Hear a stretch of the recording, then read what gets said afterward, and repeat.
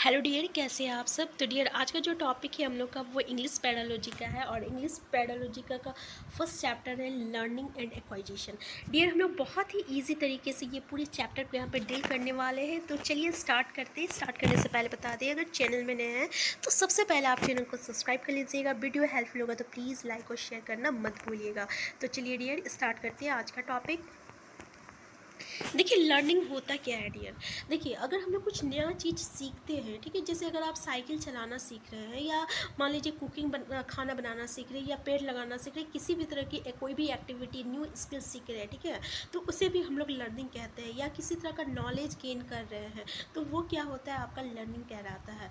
या आपके पास जो स्किल्स है, अगर आप उसको फिर से उसको और भी इन्हेंस कर रहे हैं, ठीक है, तो वो भी एक तरह का लर्निंग होता है। तो लर्निंग एक क्या हो गया, लर्निंग एक तरह का प्रक्रिया है जिसमें कि हम लोग एक नया चीज़ को सीखते हैं या नॉलेज को गेन करते हैं या अपना जो एग्जिस्टिंग स्किल्स है ना उसको इम्प्रूव करते हैं। यही होता है आपका लर्निंग। नेक्स्ट टॉपिक है हम लोग का डियर की टाइप्स ऑफ लर्निंग। अब डियर, ये लर्निंग कितने प्रकार के होते हैं। देखिए, हम लोग को ये जानना है कि लर्निंग कौन कौन सा लर्निंग जो होता है किस में आता है। क्वेश्चन ये जो है आपको एग्जाम में भी दिखने को मिलता है। जैसे लर्निंग जो रहता है ना, ये आपका तीन तरह का होता है। एक होता है मोटर लर्निंग, एक होता है वर्बल लर्निंग, एक होता है conceptual learning. Dear, motor learning होता क्या है, देखिए देखिए मोटर लर्निंग क्या होता है ना, जैसे कि बच्चे जो है ना वॉकिंग चलना सीखता है, ठीक है। आप अगर बाइक चलाना सीख रहे हो, आप अगर साइकिल चलाना सीख रहे हो, तो ये क्या होता है, इसमें आपका मसल्स वर्क कर रहा है, मोटर एक्टिविटीज़ हो रहा है, ठीक है। तो यहाँ पे क्या होता है, आप मोटर लर्निंग कर रहे हैं। कैसा लर्निंग कर रहे हैं, मोटर लर्निंग कर रहे हैं, ठीक है। अब वर्बल लर्निंग क्या हुआ डियर, तो वर्बल लर्निंग क्या होता है। अब देखिए, वर्बल से ही पता चलता है कि हम लोग जब लैंग्वेज का यूज़ करते हैं, हम लोग जब बोलना स्टार्ट करते हैं, ठीक है, कम्युनिकेशन करते हैं, जिसमें हम लोग पिक्चर का यूज़ करते हैं, सिंबल का यूज़ करते हैं, साइन का यूज़ करते हैं, वर्ड का यूज़ करते हैं, साउंड का यूज़ करते हैं। तो जब हम लोग बोलते हैं, कम्युनिकेशन करते हैं, तो इन सारी चीज़ों का यूज़ करते हैं। तो ये क्या कहलाता है, ये वर्बल लर्निंग कहलाता है, ठीक है। तो याद रखिएगा कि हम लोग वर्बल लर्निंग में किस किस चीज़ों का यूज़ करते हैं। तो देखिए, इसमें हम लोग क्या करते हैं, कम्युनिकेशन मेथड में या स्पीकिंग के मेथड में हम लोग सिम्बल्स का यूज़ करते हैं, ठीक है ना, वर्ड का यूज़ करते हैं डियर, फिर साउंड्स का यूज़ करते हैं, पिक्चर्स का यूज़ करते हैं, साइंस का यूज़ करते हैं, ठीक है। इसको हम लोग वर्बल लर्निंग कहते हैं।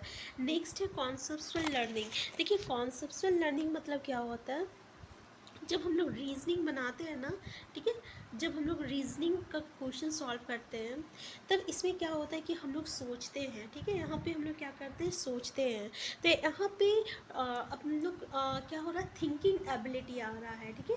तो जहाँ पे हम लोग का सोचने वाला काम आता है, ठीक है, मेंटल प्रोसेस होता है, जहाँ पे दिमाग का जहाँ पे यूज़ होता है, उसको हम लोग कॉन्सेप्चुअल लर्निंग कहते हैं। तो बेसिकली ये तीन तरह का लर्निंग होता है। आप लोग को ध्यान में देना है कि मोटर लर्निंग क्या होता है, वर्बल लर्निंग क्या होता है और कॉन्सेप्चुअल लर्निंग क्या होता है, ठीक है। तो इसमें बस यही था डियर। नेक्स्ट टॉपिक है हम लोग का कि अब कौन कौन सा फैक्टर्स है जो कि लर्निंग को अफेक्ट करता है। क्वेश्चन ये आ सकता है, क्या ये फैक्टर्स जो है आपका लर्निंग को अफेक्ट कर सकता है और ये फैक्टर किससे रिलेटेड है। तो तीन तरह का फैक्टर्स होता है जो कि आपका लर्निंग को अफेक्ट कर सकता है। पहला फैक्टर तो होता है जो कि टीचर्स से रिलेटेड होता है, ठीक है। दूसरा फैक्टर्स है कि फैक्टर्स रिलेटेड टू लर्नर्स, जो बच्चे हैं, जो लर्नर है, उस पर फैक्टर्स रिलेटेड है। नेक्स्ट है factors related to the environment teaching, यानी जिस इन्वायरमेंट, जिस वातावरण में है। तीसरा फैक्टर वो अफेक्ट करता है। अब मान लीजिए हम लोग पहला यहाँ पे डिस्कस करते हैं रिलेटेड टू लर्नर।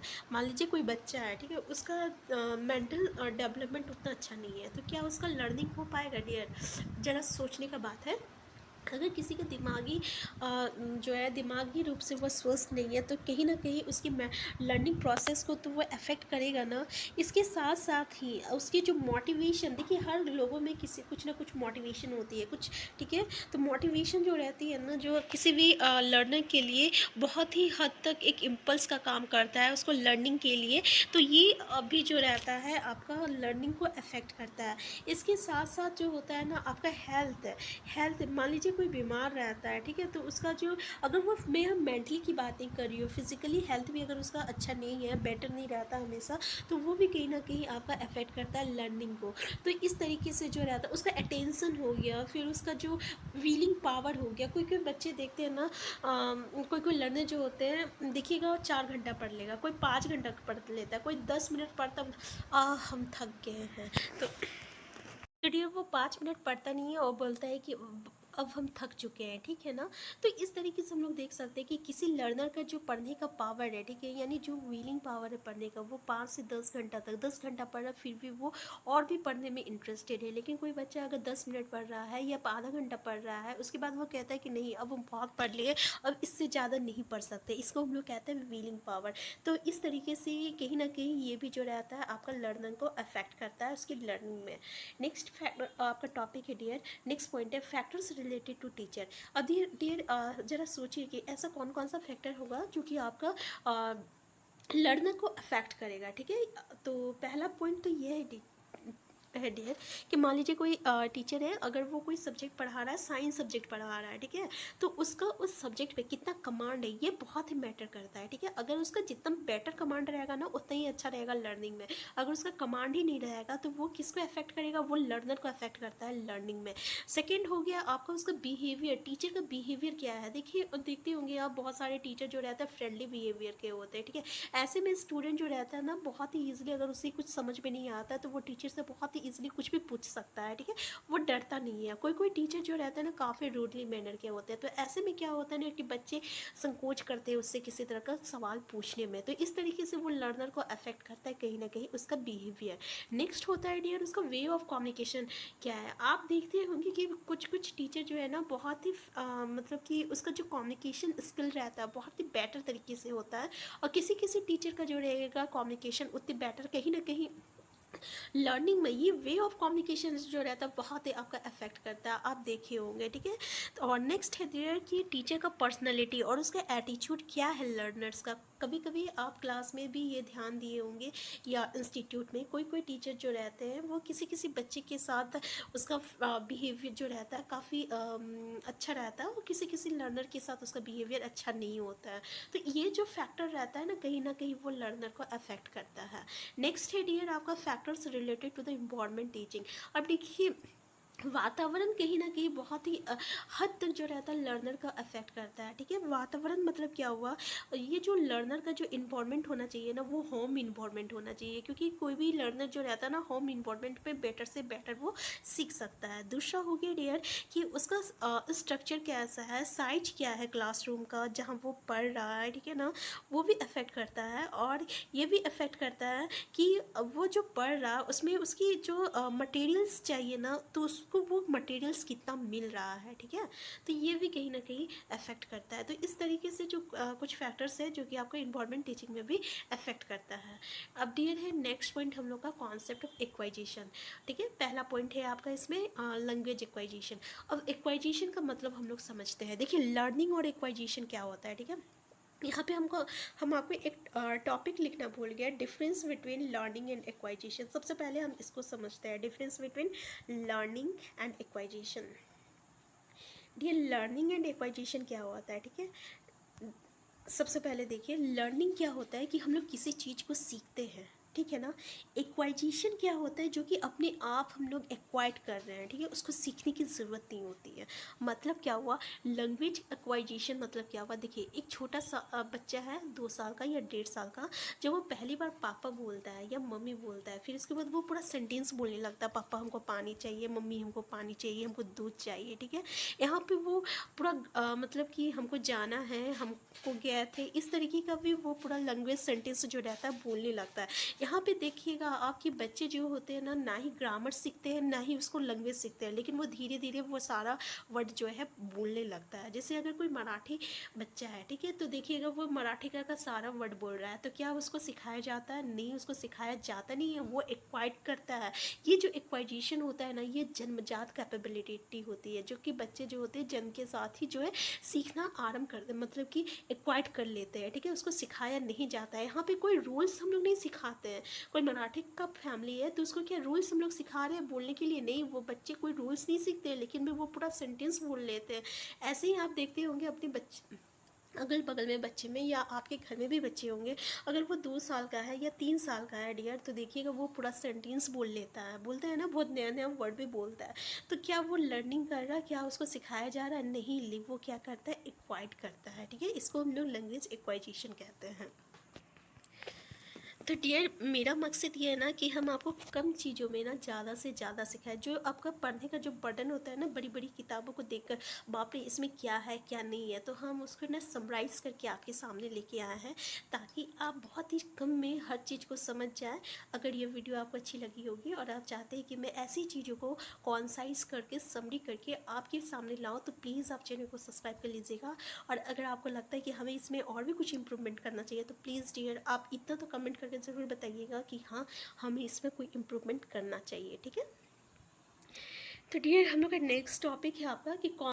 तो डियर उम्मीद करते हैं कि आपको यहाँ तक समझ में आ गया होगा। अब देखिए, लैंग्वेज इक्वाइजेशन एंड लर्निंग, अलग अलग जो आपके मनोवैज्ञानिक लोग जो है, उन लोगों ने अलग अलग बातें कही है। ठीक है ना, तो हम लोग का नेक्स्ट टॉपिक जो रहेगा कौन सा, मतलब कि कौन मनोवैज्ञानिक जो है लर्निंग और एक्वाइजेशन के बारे में कौन कौन सी बातें कही है। इसका मतलब नेक्स्ट टॉपिक हम लोग का है आपका concept associated with acquisition and learning. जैसे कि पियाजे का कॉन्सेप्ट क्या था, चॉम्स्की की कॉन्सेप्ट क्या था, वाइकोस्की की कॉन्सेप्ट क्या था, या पैवलोव की जो कॉन्सेप्ट था वो क्या था।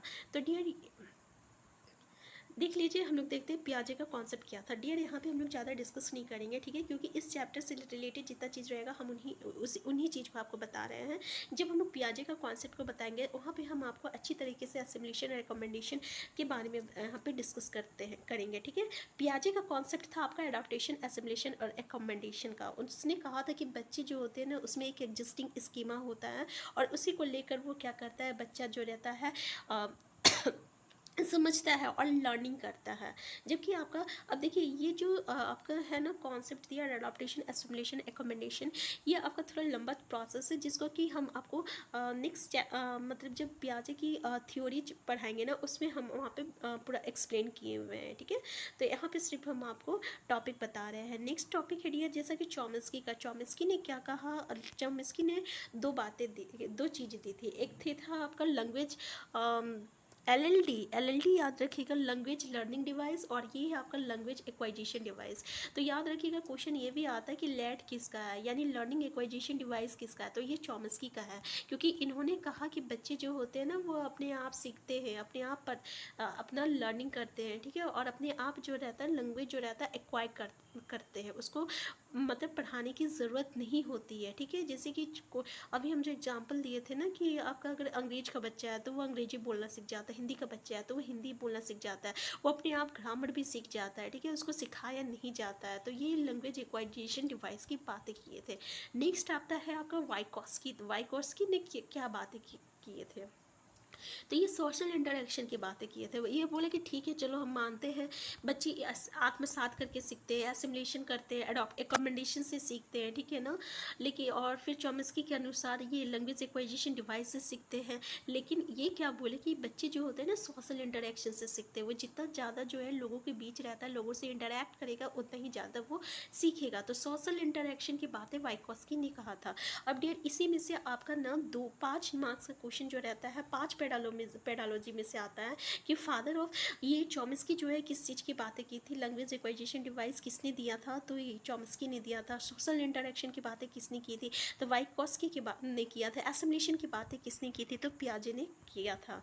ठीक है, अब नेक्स्ट होता है पैवलोव। पैवलोव क्या बोल रहे थे, तो डियर पैवलोव ने स्टिमुलस की बातें की थी। स्टिमुलस मतलब क्या हुआ कि मान लीजिए कोई बच्चा है, अगर ठीक है, यहाँ पे लर्नर है, अगर हम बोलते हैं किसी भी बच्चे को कि डियर अगर आप जो है ये होमवर्क करके लाओगे तो हम आपको चॉकलेट देंगे। ठीक है, तो यहाँ पे बच्चे जो रहते हैं ना, उसको चॉकलेट लेने के लिए वो क्या करता है, पढ़ के आता है। तो यहाँ पे क्या होता है, वो स्टिमुलस की तरह काम कर रहा है।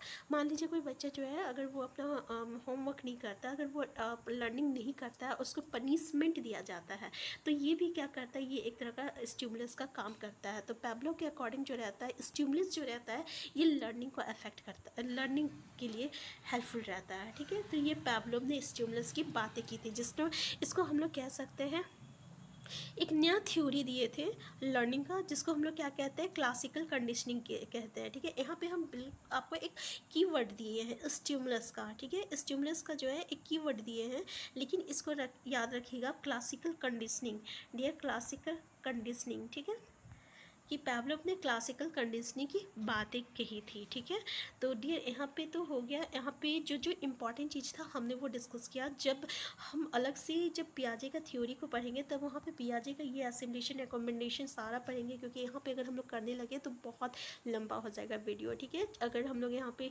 इस चीज़ को पढ़ने लगे तो बहुत बड़ा हो जाएगा डियर, इसलिए यहाँ पे हम शॉर्टकट में बताया है जो जो भी इम्पॉर्टेंट है इस टॉपिक से लेके रिलेटेड। नेक्स्ट आपको याद रखना RTE एक्ट। डियर एक क्वेश्चन आता है जैसे RTE एक्ट कब आया था। ठीक है, पहला क्वेश्चन तो यही बनता है, तो याद रखिएगा 2009 में आया था। और इसके अकॉर्डिंग हुआ क्या था, तो इसके अकॉर्डिंग ये हुआ था कि 6 से लेकर 14 साल के जितने भी बच्चे हैं ना, उसको मुफ्त में शिक्षा दिया जाएगा। याद रखिएगा 6 से 14 साल तक। अब आपका यही क्वेश्चन देखने को मिलता है कि कितने साल के बच्चे को मुफ्त शिक्षा देने का प्रावधान किया गया है RTE एक्ट के द्वारा। तो याद रखिएगा 6 से 14 साल के बच्चे को मुफ्त शिक्षा देने का प्रावधान किया गया है RTE एक्ट के द्वारा। ठीक है, इससे नीचे वाला और एक क्वेश्चन इसमें से आता है क्या, 6 से नीचे वाले बच्चे की को रखा गया है कि नहीं रखा गया RTE एक्ट में, या 14 साल के ऊपर वाले बच्चे को। ठीक है, इस तरीके के स्टेटमेंट बेस्ड क्वेश्चन आते हैं। अभी तो आप देखे होंगे कि अधिकतर जो क्वेश्चन रहते हैं ना वो स्टेटमेंट बेस्ड क्वेश्चन रहते हैं, यानी 4-5 स्टेटमेंट दिया हुआ रहता है। ठीक है, तो इसी तरह से रिलेटेड करके क्वेश्चन पूछा जाता है। आपको याद रखना है कि 6 से लेकर 14 साल के जो बच्चे होते हैं ना, उसके लिए ये जो है फ्री एजुकेशन की बातें कही गई है। यही था आपका RTE एक्ट। तो डियर पहला चैप्टर जो है लर्निंग एंड एक्वाइजेशन, इससे रिलेटेड जितना भी इंपॉर्टेंट चीज़ है ना, हमने सारी चीज़ एक छोटी सी वीडियो में डिस्कस कर चुके हैं। और आप देखे भी होंगे कि हमने आपको क्या क्या नोट्स देख दिए हैं। यही है ये कीवर्ड जिससे कि आप ये चैप्टर को पूरा कंप्लीट कर सकते हैं। तो डियर ऐसी वीडियो पाने के लिए आप हमारे चैनल को सब्सक्राइब कर लीजिए। वीडियो हेल्पफुल हुआ तो प्लीज़ लाइक और शेयर करना मत भूलिएगा। Thank you.